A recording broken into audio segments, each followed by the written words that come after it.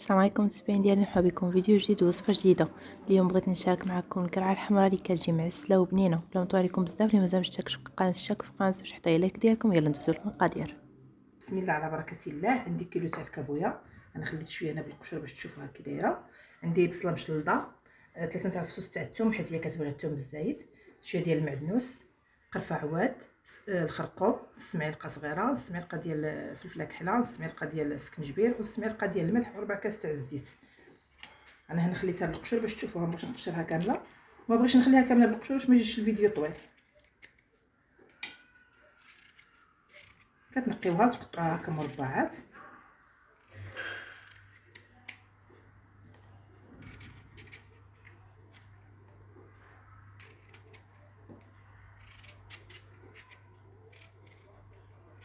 كديروها في شي طنجره ولا مقله عندها المغطى ديالها هكا.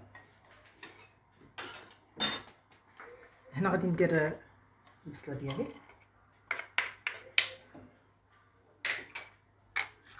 غادي ندير الثوم، الزيت، هنا غادي ندير الملح، الهضره هي حتى البنات. غادي ندير هاد الشيء يتشحر مزيان ونطلق. ها هي البصله والثوم تشحروا مزيان، غنزيد عليهم هاد الكابويا،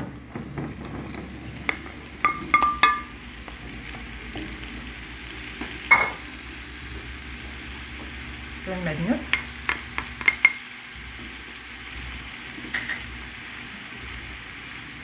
غادي نزيد عليهم هاد الطلح،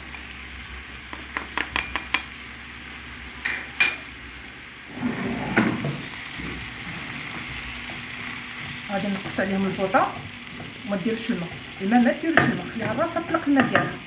غادي نقص عليها البوطه ونغطي عليها ونخليها،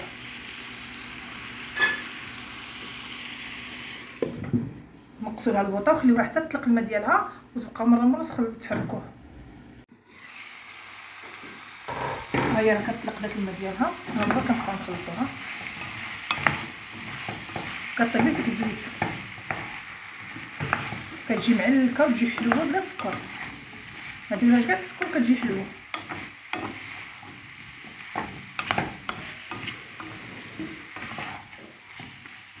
ها كنخليوها طيب على خاطرها، نقصوا لها الماء مره الواحد كيخلطها باش ما تلصقش.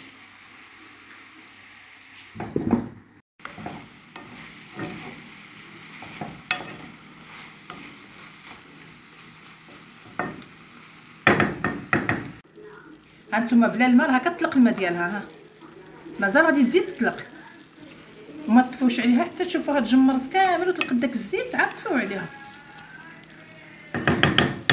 نتوما شوفوا شحال طلقت الماء ديالها، نتوما كتشوفوها في الاول بلا الماء تقولوا تحرق لكم، لا ما تحرق الماء ولا هي راسها كتطلق الماء.